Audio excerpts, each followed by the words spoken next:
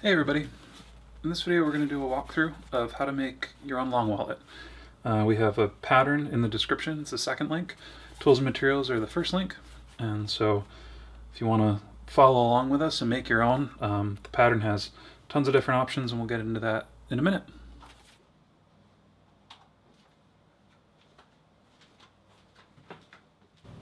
So with this pattern we did something a little different. It's kind of like a choose your own adventure pattern. You have your main body, but then these are all different pockets. So this is a zip pocket, and then these are all different sides that you can choose.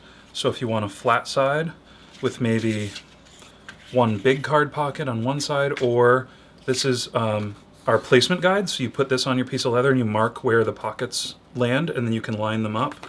You can do multiple pockets like this. You can use the curved side. You can even put pockets on the visible side of the zip wallet, of the zip pouch. So this pattern, I'm really bad at math, but there's probably 20 or 30 different layouts that you can do with just these pieces. For us, our customer wants a fairly simple layout, so we're going to be doing the curved side on one half, basically a standard with a stitch down the middle, and this will hold 6 cards. And on this side, we're going to do a straight pocket with the bigger full pocket, and I'm not going to stitch down the middle so that you can put a checkbook in here. So what we're going to do is we're going to get this all traced out and cut onto leather, which I've talked about many times before, and we'll get back when we're ready to start assembling.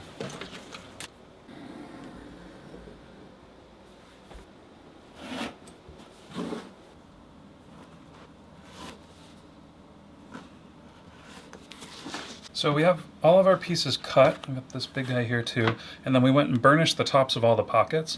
The next step, we're using like a heavy 3-ounce, 4-ounce leather for this whole thing, just because there aren't a ton of layers, so it'll give it a little bit of heft without being too thick. But I want to make sure that I skive down all of the edges that are going to be sewn to thin that out and let me get my chisels through nice. So what I'm going to do is sharpen up my skiving knife first. I'm just using some jeweler's rouge or whatever you like, and we're putting this on just a scrap piece of leather. And then I'm just going to skive this up, or I'm going to sharpen this up, and then we'll go into skiving.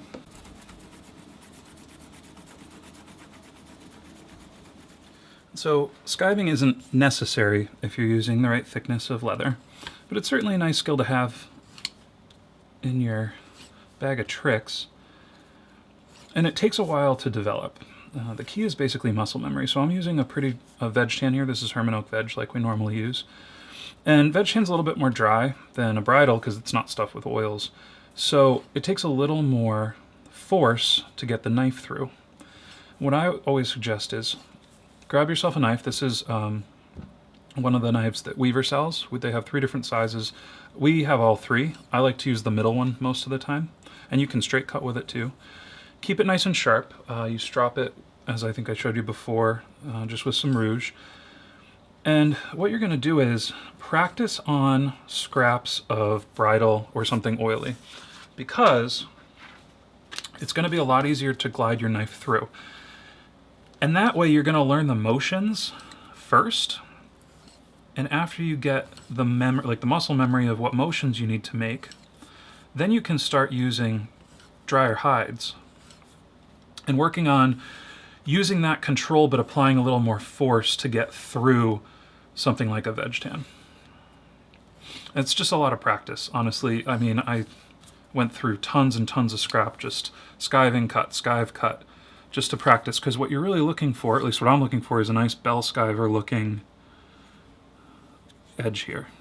And what this will do is this will allow us to have a nice thin seam to stitch through while keeping the full thickness in the middle to have some heft.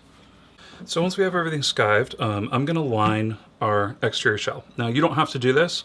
If you don't do this and you're going to have grain on the inside, or fiber on the inside, what I would suggest is just using a little bit of a thicker shell, maybe a 5 or 6 ounce. So I'm going to start. I'm just going to take a pencil and trace around roughly where my shell is, and this is just going to be where I know to glue, so that I'm not wasting a ton of leather. And then I'm just going to glue it up and let it dry because we're using contact cement, stick it together, and then I'm going to put it in between 2 granite blocks. When you have a big piece like this, I like to let it press in between the blocks for a while. It just keeps it nice and flat, make sure that bond is good. And in the meantime, while that's working, we can start on our interior pieces.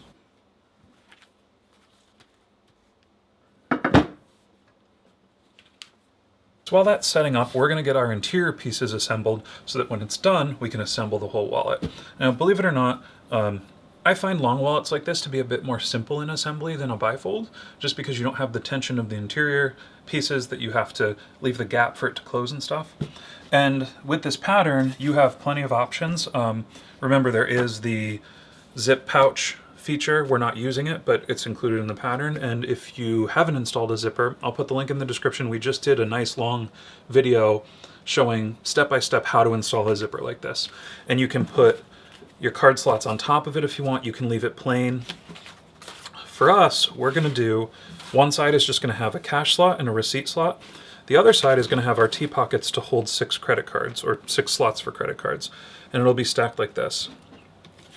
In the pattern also, we do a pocket guide, and what you do is you cut this out, you put it right on your piece, and this shows you exactly where your pockets are going to line up. Now, of course, on this curved piece, because it's the piece that we did the pocket line on, this meets up in the corner, so you don't need to use this. But if you choose to do the flat side, what you can do is you can line this up, and if you only want to do 2 card pockets, you can make your mark at the top of the second pocket on both sides, and then you know exactly where you want your card slot to line up.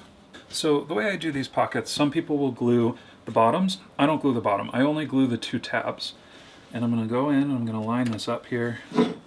And since it's a curved pocket, we want to make sure everything is centered.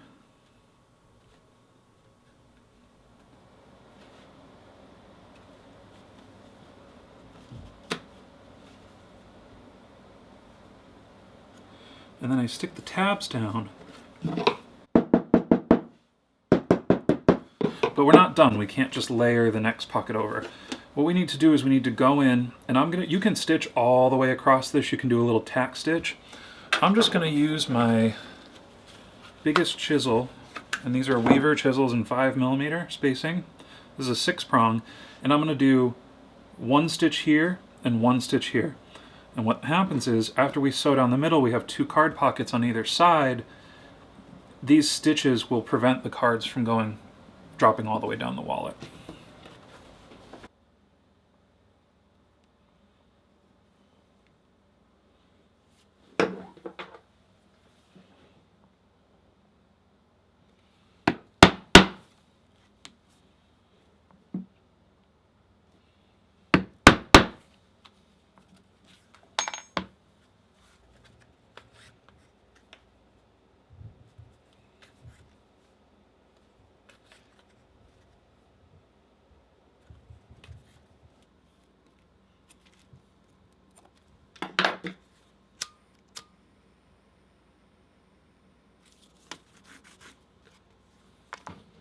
And so we have our first 2 stitch lines, and before we take our second pocket and layer it over top, I'm just going to go through with my hammer and tap this down.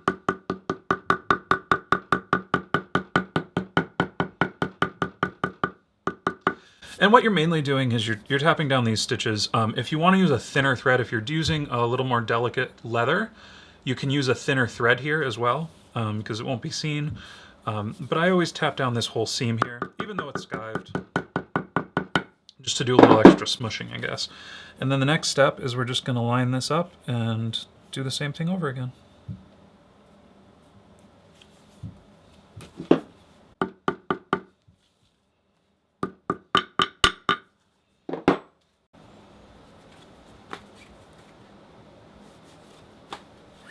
We have our 2 card pockets, and before we sew down the middle is we need to attach our bottom pocket. Now, in the pattern, there's a trim allowance here, and that's because depending on what thickness leather you're using, this distance is going to be a little bit different. So there's a trim allowance, and then I skive fairly aggressively when I have a trim allowance, which is why you see sort of the jagged edges here because I know that about 1/4 inch from the sides is all going to be cut off. And I want to make sure that the edge that ends up on the wall is still nice and thin. We're just going to glue around here, we're going to glue around here, and we'll get this stuck in all nice. All right, so when you're gluing this in, just go slow. And it can be a little bit tricky, but we have a couple of tools. I'm going to use a bone folder and my hammer to get this to lay nice. So I start at the edges here and make sure everything is lining up as it should. And then I'm just going to kind of work my way around so it lays flat. And with my bone folder, I'll go into these corners where the overlapping is because you want that to sit nice. And I'll just kind of dig down, and where our skive is, where our skive starts, that's pretty much where our stitch line is going to be. So if this leaves a mark, I'm just going to stitch over it anyway, so that's okay. I'd rather have it nice and flat because that's going to matter the most in our end product. And then I'm going to go around and just tap this seam down. So we're almost ready to sew down the middle to create our pockets, but we need to trim off all of our excess. And you can do this with a straight edge if you want. I just use a super sharp blade and I flip it over and I just trim from the back using the backing piece as my guide.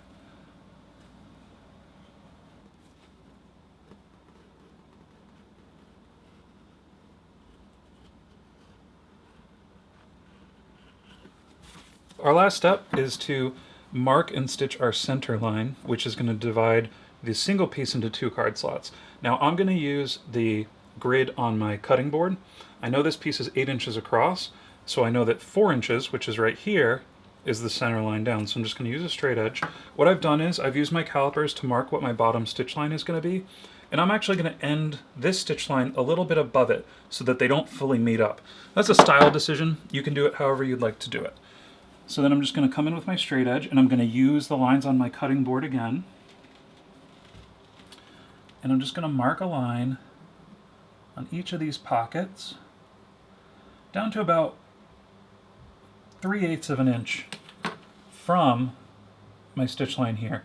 And I didn't mark anything up here because I'm only going to have one stitch hole go over. We're not stitching up here at all.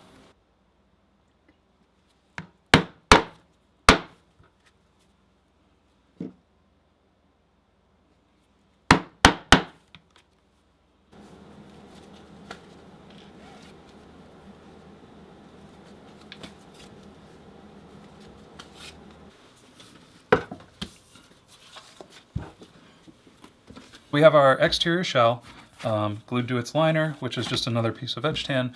It's been under the granite blocks for a few hours, and in the meantime we made our interior pieces that are going to sit just like that. So the next step is I just need to trim this out, and then we'll get this all glued in, and it's just going to be one big stitch project after that, and some edging.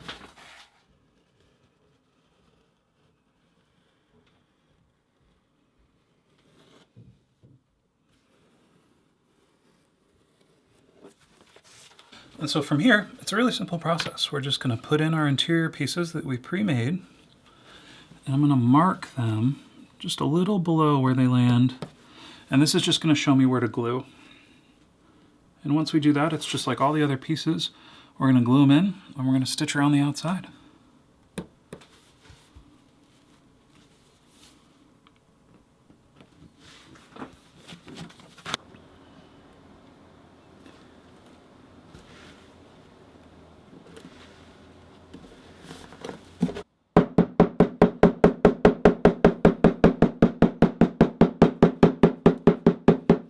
And just to jump in, so we have everything glued in, everything's trimmed up, but what you want to do is, I prefer to have all the edges sanded. You don't have to finish them, but I like to have them sanded before I lay my stitch line, so that my stitch line is parallel to the finished edge. And if you trim but you don't sand, you might have a little bumps and get a little wiggly line.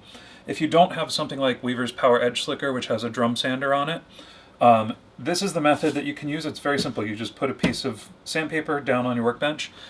If you're using a Dremel, you got to be careful when you're doing long lines like this, because Dremels are very small. So it's very hard to get, if you want to flatten an edge out, if you have some waves, it can be difficult to do that with a small Dremel head. It's not impossible, but it can be difficult.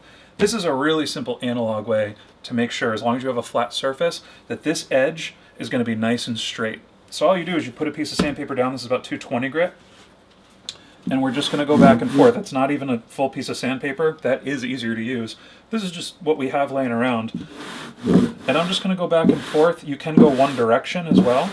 And as long as you're using a flat surface, this is going to even out this edge to be super, super laser straight and flat.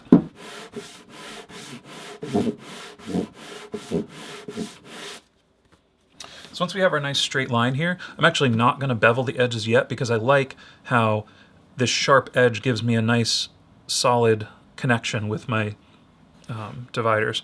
I'm just going to go and mark our stitching line, and I've said this before in other videos, but I prefer to mark the stitching line on the side of the piece that has the most detail, right? So on the front, it's plain. You could do detailing out here, or if you've done some tooling or stuff, it might actually have more, you might have more things to have to get around with your stitching.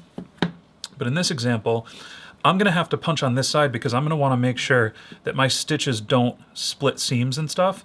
So I'm gonna mark my stitch line on this side so that I can go in with all this detail and make sure that I'm stitching around everything that I need to stitch around.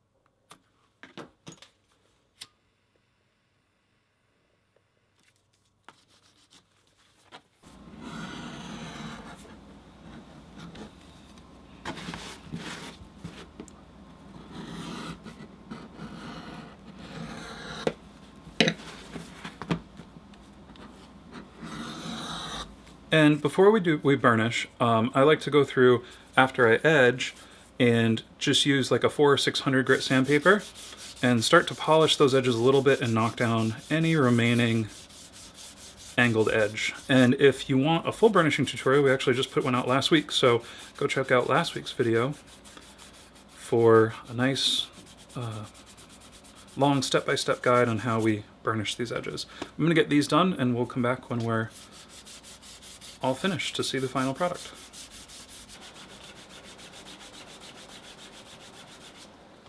And here we go. So we have 6 card slots, cash slot under here, cash slot under here, and the customer just wanted a nice plain receipt slot. You could probably put a checkbook in here too. And I'm really happy with it. Like I said before, I find these to be, while they're larger, I find them to be a little bit simpler to make than something like a bifold. So I know some people shy away because they're like a full-size wallet, they hold cards side by side. But besides the size, it's really just sort of a flat project that ends up folding and making a really nice piece. Let's see, now just remember with the pattern, if you go back a couple videos, we did do a full walkthrough, and the pattern includes a zipper pouch. So if you wanted to make one of these sides a zip pouch, you could do that. The other thing that you can do, and there's lots of things that you can do, but you can also take the flat side and you can use the smaller pocket with another card pocket. So you could do 4 card slots here, or even just stitch this down the middle and you have 2 card slots instead of 1 receipt slot. You can also put card slots on the zip pouch if you want to get even more fancy. It's kind of, I just wanted to make a pattern pack that you only had to pick up once and you could make tons of different things, have a bunch of fun with it, and try a bunch of different stuff. So it's sort of a new thing. If you pick it up, let us know how you like it in the comments. It's at the second link in the description. And all the tools and materials we used are in the first link. So thank you guys for watching, and we'll see you in the next one.